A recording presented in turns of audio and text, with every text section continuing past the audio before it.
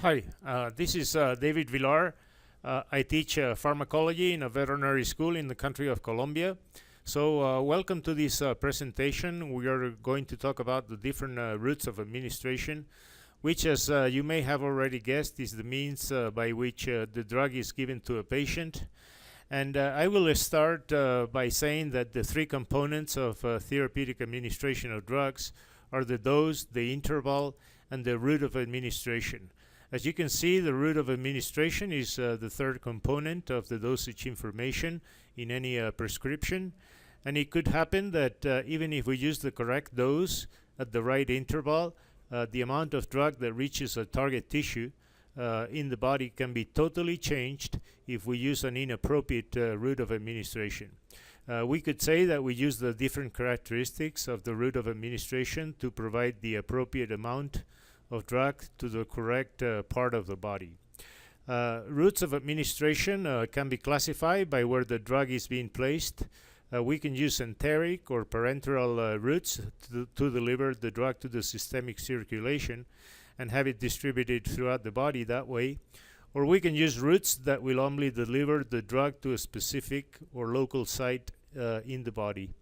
Parenteral translates to beside, beyond, or apart from the intestines, and it basically refers to the space between the intestinal tract and the surface of the skin.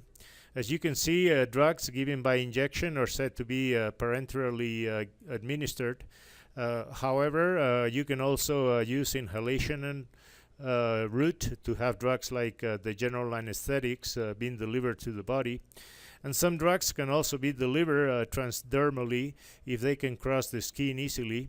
And I'm thinking of the opioid fentanyl that is delivered either in patches or in a solution that just came out on the market, which allows penetration through the skin. Drugs can also be delivered systemically by administration through the GI tract, and this is referred to as enteral. And this includes the oral through the mouth, the buccal between the cheek and gums. And in humans, the drug is usually placed underneath the tongue, so it's called sublingual. And finally, we have the rectal, in which the drug is placed directly into the rectum. When the drug is absorbed directly in the mouth or the rectum, it has the advantages of usually being faster than when we give it orally. And it also bypasses the liver, which results in greater bioavailability. When we don't want the drug to reach every organ system in the body and only a specific site, we might be able to use routes for which that particular drug will be poorly absorbed. Obviously, the advantages is that you lower the risk of side effects by only delivering the drug to where it's needed. For example, when we use antiseptics, we place them directly on the injured skin. Or for example, when we use decongestants, we place them within the nostrils of the nose. For another example is using ocular drops when we want to target the eyes. And there are also organs that may be targeted without the drug necessarily reaching the systemic circulation. And they have a few examples here, like the vagina. We could include the ears, the urethra, or even a joint, in which case we would call it an intra-articular route. As you can see, some drugs may be given by inhalation if we target specifically the airways. And a good example of this would be the bronchodilators or some steroids like fluticasone. Parenteral administration of drugs can be further divided into specific routes based upon which place the needle is introduced. As it shows in this picture, parenteral administration is typically performed by injection using a needle and a syringe. And as you can see, the angle of the needle insertion is different depending on which location you would like to place that drug. For example, it's usually perpendicular to the skin if we want to target the muscle. The prefix intra means within, so an intramuscular administered medication is put within the muscles. Subcutaneous injections are administered beneath the skin, but not so deep as to be injected in the underlying muscle.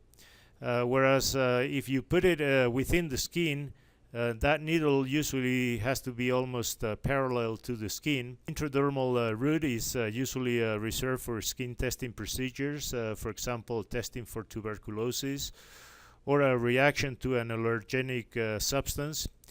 And not included here on this graph, but which would be another parenteral route, is the intraperitoneal injection. In this situation, the drug is put into the abdominal cavity, and it's frequently used when either the IV or the IM injections are not practical, and I'm thinking of some small laboratory animals, or we can also use it to infuse large volumes of a solution that may not be easily delivered by any other route.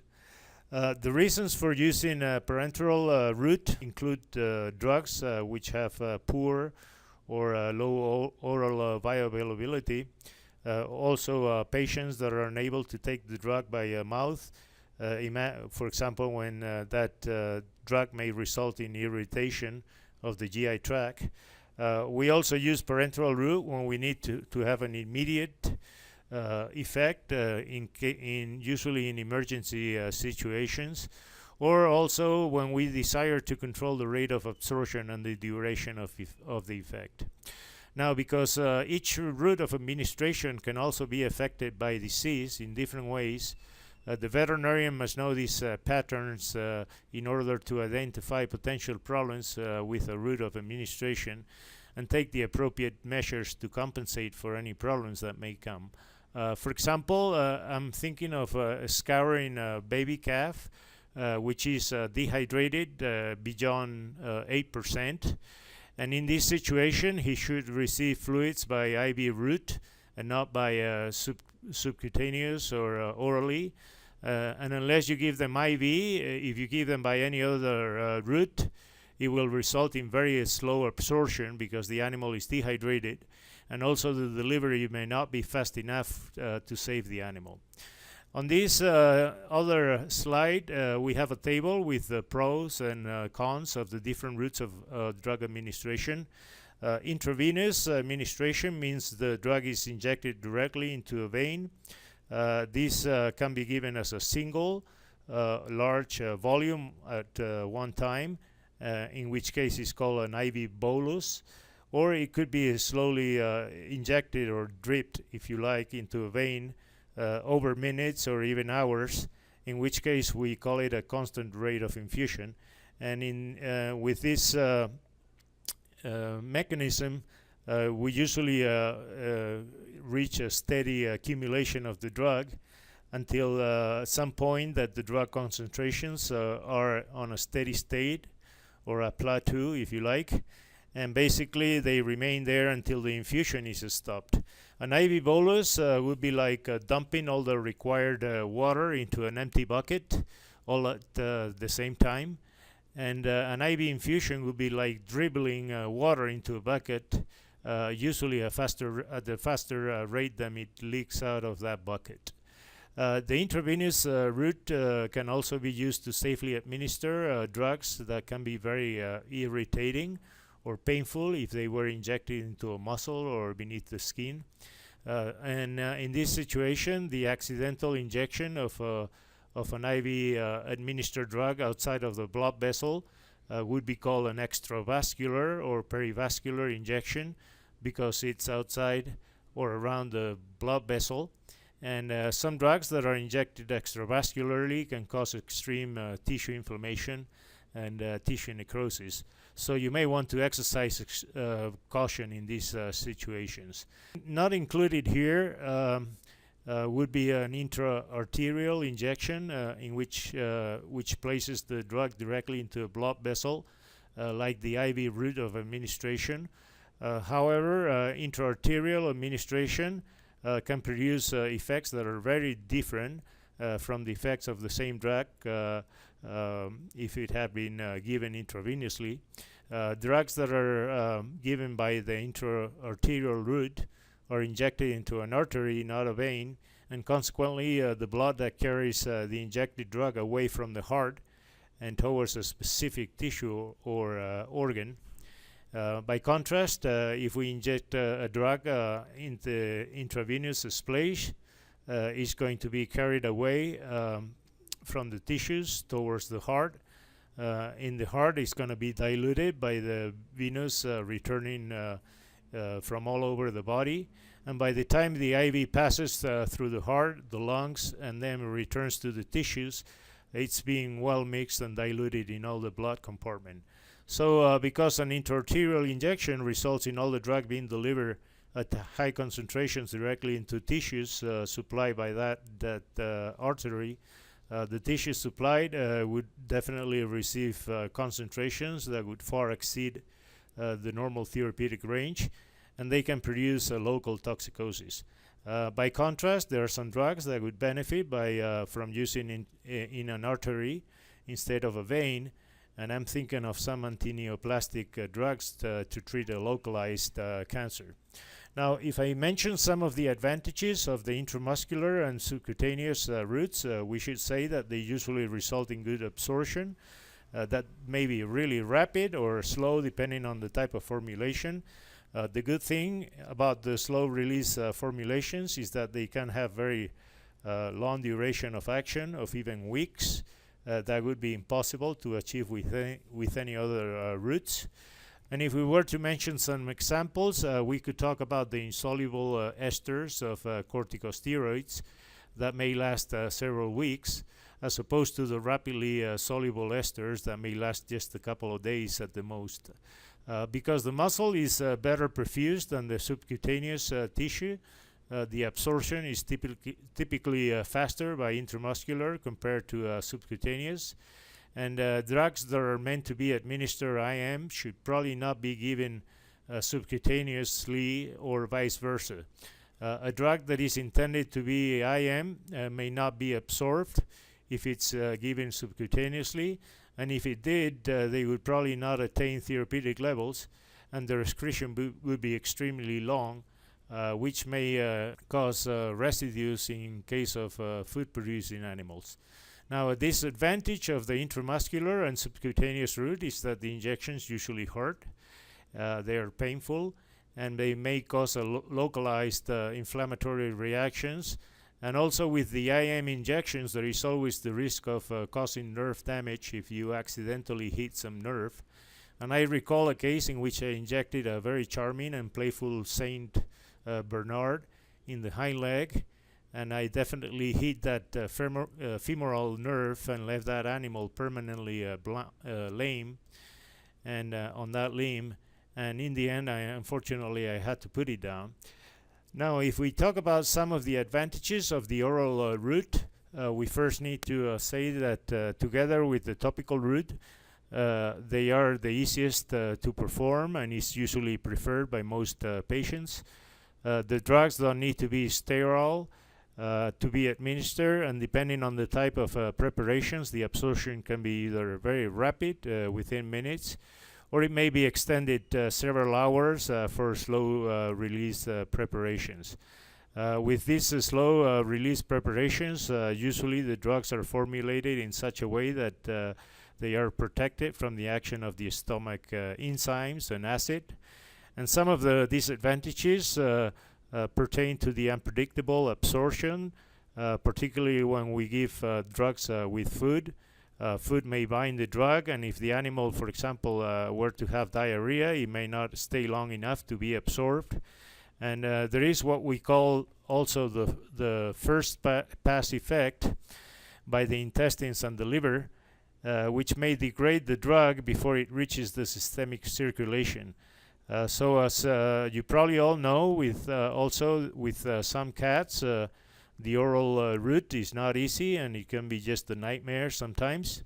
And with regards to the topical application, this is when the drugs are applied directly to the surface of the skin. For example, when we use lotions or creams. It's obviously a very easy and non-invasive method, which results in high level of patient satisfaction. The problem is that most drugs tend to have a molecular weight and a solubility that prevents the absorption through the skin. Having said this, I must say that these have been largely overcome with technology and some solvents that enhance penetration. And I can think of many antiparasitic drugs like the ivermectins that are formulated topically, and they're used for both internal and external parasites. Nowadays we have a lot of spot-on formulations, particularly for small animal practice, to control parasites. And finally, with regards to the inhaled medications, this is also called aerosol administration, meaning air or gas solution. In other words, the drug is administered in an inhaled mist or gas, and is absorbed within the lungs, airways.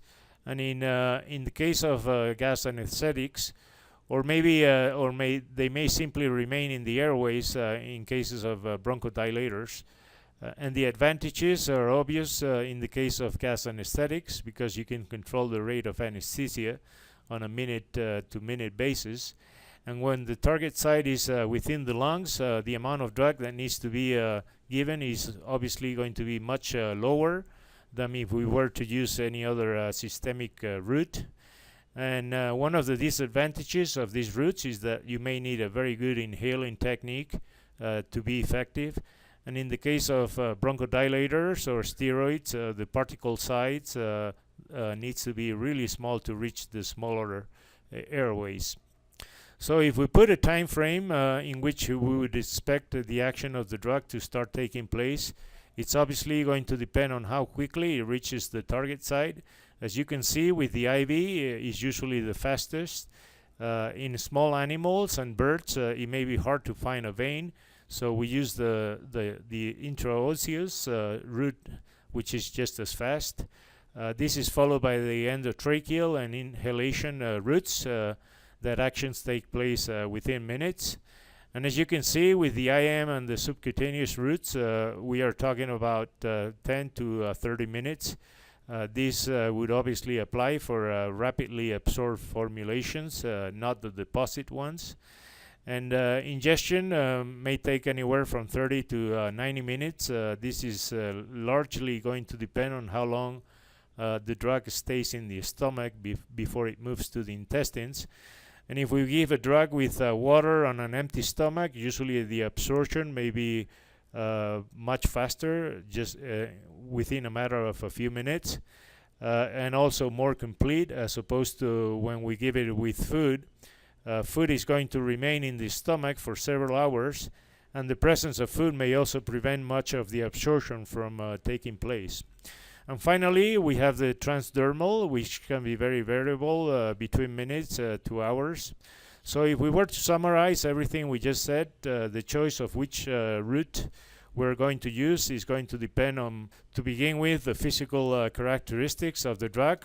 We have not really alluded much on this presentation on this aspect. The speed at which the drug is absorbed or released from its formulation. Also, the need to bypass hepatic metabolism. Also, the need to achieve high concentrations at particular sites. How accurate we may want to be. And finally, the condition of the patient is always something that may alter whether we use one route or another.